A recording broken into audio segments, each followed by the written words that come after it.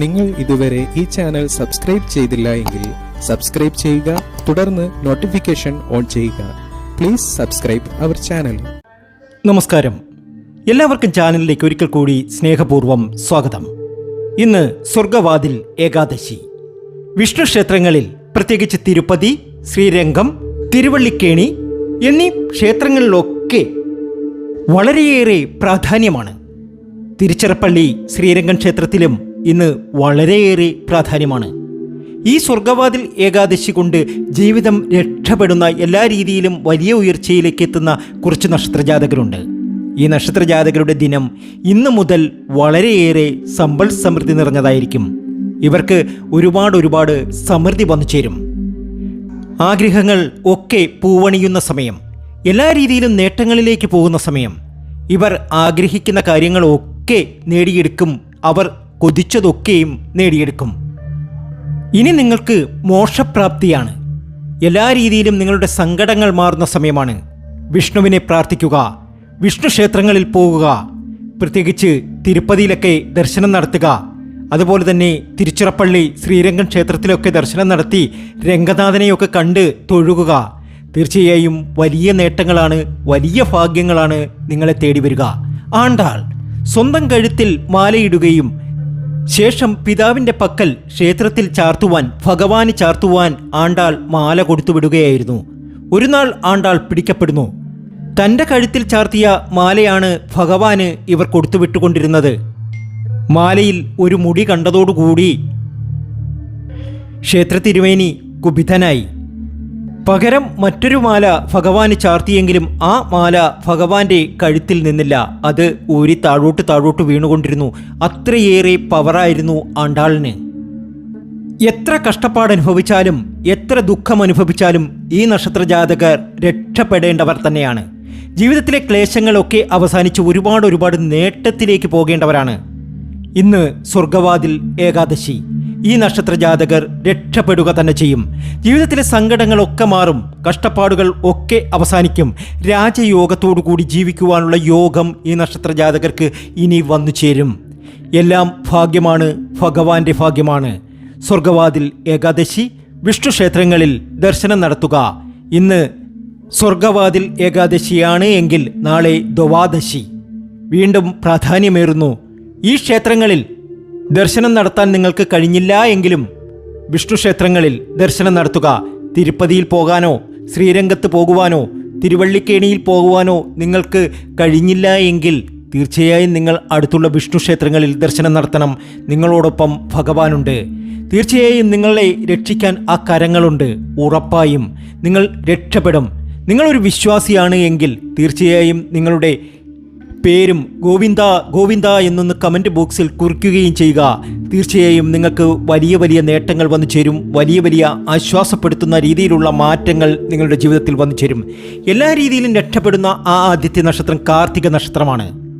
പ്രതീക്ഷിച്ച ഉയർച്ച ജീവിതത്തിൽ ലഭിക്കാതെ വന്നല്ലോ എന്ന സങ്കടം നിങ്ങളിലുണ്ട്. നിങ്ങൾ ഉദ്ദേശിച്ച കാര്യം ഉറപ്പായും നിങ്ങൾക്ക് നടക്കും. വിവാഹത്തിൽ തീരുമാനമാകും. ധനപരമായി നേട്ടമുണ്ടാക്കും. മറ്റുള്ളവരുടെ മുന്നിൽ നല്ല ഒരു സ്ഥാനം ഈ നക്ഷത്രജാതകർക്ക് നേടിയെടുക്കുവാൻ കഴിയും. ഭാഗ്യമാണ്, ഉയർച്ചയാണ്. വിഷ്ണു ക്ഷേത്രത്തിൽ ദർശനം നടത്തണം. തൃക്കൈവെണ്ണ, പാൽപ്പായസം തുടങ്ങിയ വഴിപാടുകൾ നടത്തുക.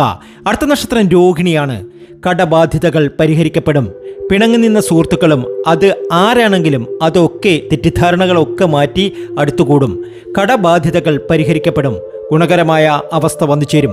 രോഹിണി നക്ഷത്ര ജാതകർക്ക് വളരെ നല്ല സമയമാണ്. ജീവിതത്തിലെ ദുഃഖങ്ങളും ദുരിതങ്ങളും സങ്കടങ്ങളും ഒക്കെ അവസാനിച്ച് ഒരുപാട് നേട്ടത്തിലേക്ക് പോകും. സ്വാർത്ഥ സ്വഭാവം നിയന്ത്രിക്കുക. ലജ്ഞാ സ്വഭാവം മാറ്റിവെക്കുക. പ്രതീക്ഷിച്ച ഉയർച്ച ജീവിതത്തിൽ ഉണ്ടാകണം എന്നുള്ള നിങ്ങളുടെ ഉദ്ദേശ്യം നടന്നു തന്നെ കിട്ടും. ഭാഗ്യമാണ്, ഉയർച്ചയാണ്. വലിയ നിലയിൽ നിങ്ങൾ എത്തിച്ചേരും ഉറപ്പായും. നിങ്ങൾക്കിനി ഭാഗ്യത്തിൻ്റെ നാളുകളാണ്. ഒത്തിരി സൗഭാഗ്യങ്ങളാണ് നിങ്ങളെ കാത്തിരിക്കുന്നത്. അടുത്ത നക്ഷത്രം മകീരമാണ്. കുശാഗ്രബുദ്ധി ഇല്ലാത്തതിനാൽ ആരെയും അമിതമായി വിശ്വസിക്കുകയും പല ചതിവുകളും അബദ്ധങ്ങളിലും ചെന്ന് ചാടുകയും ചെയ്യും. നിങ്ങൾ സൂക്ഷിക്കണം. ബാല്യകാലത്തെ ക്ലേശത്തിന് ശേഷം 32 വയസ്സിന് ശേഷം വലിയ ഒരു ജീവിത നൗക തന്നെ കെട്ടിപ്പടർത്തുവാൻ നിങ്ങൾക്ക് സാധിക്കും. പൊതുവെ ഐശ്വര്യവതികളാണെങ്കിലും കുടുംബജീവിതം അസംതൃപ്തികരമായിരുന്നു നിങ്ങളുടേത്. ഇനി നിങ്ങൾക്ക് ജീവിതത്തിൽ ഒരുപാട് സൗഭാഗ്യങ്ങൾ വന്നു ചേരും. ചൊവ്വയിൽ ആരംഭിക്കുന്ന ദശാകാലം രാഹുദശ, വ്യാഴദശ, ശനിദശ, ബുധദശ, കേതുദശ എന്നീ ക്രമങ്ങളിൽ തുടർന്നു പോകുന്നു. ഇനി നിങ്ങൾക്ക് ഉയർച്ചയാണ്, ജീവിതത്തിൽ നേട്ടങ്ങളാണ്.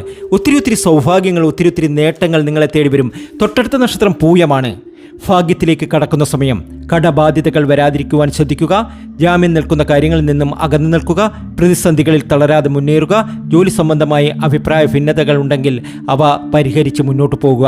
കടം വാങ്ങി ഒരു ബിസിനസ്സിലും ഇൻവെസ്റ്റ് ചെയ്യാതിരിക്കാൻ നോക്കുക. ഏത് കാര്യത്തിലും വിജയം കണ്ടെത്തുവാൻ നിങ്ങൾക്ക് സാധ്യമാകും. പതറാതെ മുന്നോട്ട് പോകുക. കുടുംബജീവിതത്തിൽ പരസ്പരം മനസ്സിലാക്കി മുന്നോട്ട് പോകുക. അപകീർത്തിക്ക് ഇടയാകാതെ സൂക്ഷിക്കണം. സമ്പാദനം, സൗഭാഗ്യം എന്നിവ സിദ്ധിക്കും. രക്ഷപ്പെടും എന്ന് ചുരുക്കം. എല്ലാ രീതിയിലും നേട്ടമാണ്, എല്ലാ രീതിയിലും അഭിവൃദ്ധിയാണ്. ഒത്തിരി സൗഭാഗ്യങ്ങൾ നിങ്ങളെ തേടി വരും. അടുത്ത നക്ഷത്രം പൂരമാണ്. ഇന്ന് ഏകാദശിയാണ്, സ്വർഗവാതിൽ ഏകാദശിയാണ്. നിങ്ങൾക്ക് ഒരുപാട് വിജയം വന്നു ചേരുന്ന സമയമാണ്. ഒത്തിരി സൗഭാഗ്യങ്ങൾ വന്നു ചേരുന്ന സമയമാണ്. നിങ്ങൾ ആഗ്രഹിക്കുന്ന കാര്യങ്ങളൊക്കെ നിങ്ങളുടെ ജീവിതത്തിൽ വിചാരിക്കുന്ന കാര്യങ്ങളൊക്കെ നടന്നു കിട്ടും, ഉറപ്പാണ്. ഭൂമി സംബന്ധമായ പ്രശ്നങ്ങൾ ഒക്കെ മാറിക്കിട്ടുകയും ധാരാളം ധനം വന്നു ചേരുകയും ചെയ്യും. പൂരം നക്ഷത്ര ജാതകർക്ക് ഗണപതി ക്ഷേത്രത്തിൽ ദർശനം നടത്തണം, വിഷ്ണു ക്ഷേത്രത്തിൽ ദർശനം നടത്തണം. അതൊക്കെ വലിയ സൗഭാഗ്യങ്ങൾക്ക് കാരണമാകും.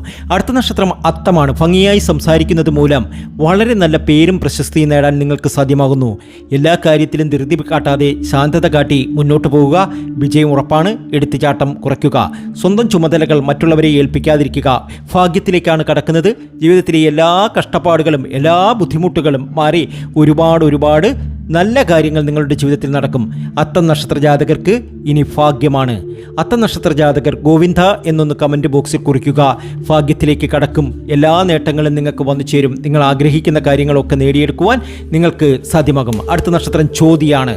മറ്റുള്ളവരുടെ ദുഃഖങ്ങളിൽ കൂടി പങ്കാളിയായി മുന്നോട്ട് പോവുക. വിദേശയാത്രയ്ക്കൊക്കെ യോഗമുണ്ട്. തർക്കങ്ങളിൽ പക്ഷം പിടിക്കാതിരിക്കുക. വിദേശയാത്ര നടക്കും. ഇഷ്ടാനിഷ്ടങ്ങളൊക്കെ നടന്നു കിട്ടുന്ന സമയമാണ്. എല്ലാ രീതിയിലും വലിയ സൗഭാഗ്യങ്ങൾ, വലിയ നേട്ടങ്ങൾ നിങ്ങൾക്ക് വന്നു ചേരും. ആഗ്രഹിക്കുന്ന കാര്യങ്ങളൊക്കെ നടന്നു കിട്ടുന്ന സമയം. എല്ലാ രീതിയിലും സമൃദ്ധിയിലേക്ക് പോകും. അടുത്ത നക്ഷത്രം വിശാഖമാണ്. നേരായ മാർഗത്തിലല്ലാത്ത ധനസമ്പാദനം അല്പം കരുതലോടെ നിയന്ത്രിക്കുന്നത് നന്നായിരിക്കും. കുടുംബജീവിതത്തിൽ ചില അസ്വസ്ഥതകൾ കാണുന്നു. പ്രയോജനകരമായ നേട്ടങ്ങൾ ഉണ്ടാകും. ജീവിതത്തിൽ ഇനി നേട്ടത്തിൻ്റെ സമയമാണ്. ഐശ്വര്യത്തിൻ്റെ സമയമാണ്. സമൃദ്ധിയുടെ സമയമാണ്. അടുത്ത നക്ഷത്രം മൂലമാണ്. മൂലം നക്ഷത്ര ജാതകർക്കും വലിയ സൗഭാഗ്യങ്ങൾ വന്നു ചേരും. അബദ്ധങ്ങൾ സംഭവിക്കാനുള്ള സാധ്യത കൂടുതലാണ്.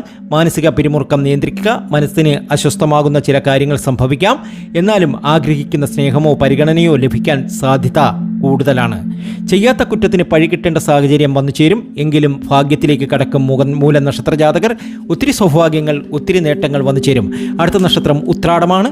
കൂടെ നിൽക്കുന്നവരെ ശ്രദ്ധിക്കുക. ഇടയ്ക്കിടയ്ക്ക് കുഴപ്പം സൃഷ്ടിക്കുന്ന സ്നേഹിതരെയോ അല്ലെങ്കിൽ മറ്റുള്ളവരെയോ കഴിവതും അകറ്റി നിർത്തുന്നതാണ് നല്ലത്. സാമ്പത്തിക നേട്ടം ഉണ്ടാകും. ഉയർച്ചയാണ്, ഭാഗ്യമാണ്.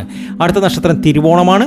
ഏകാദശിയോടുകൂടി നല്ല രീതിയിൽ നല്ല സൗഭാഗ്യങ്ങൾ വന്നു ചേരുന്ന നക്ഷത്രമാണ് തിരുവോണം. തുറന്നടിച്ച് സംസാരിക്കുന്ന രീതി കഴിവതും നിയന്ത്രിക്കുക. വളരെ ആലോചിച്ച് കാര്യങ്ങൾ ചെയ്യുക. താൽക്കാലിക ലാഭം മാത്രം പ്രതീക്ഷിച്ച് ഒരു കാര്യത്തിലും ഇടപെടാതിരിക്കുന്നതാണ് നല്ലത്.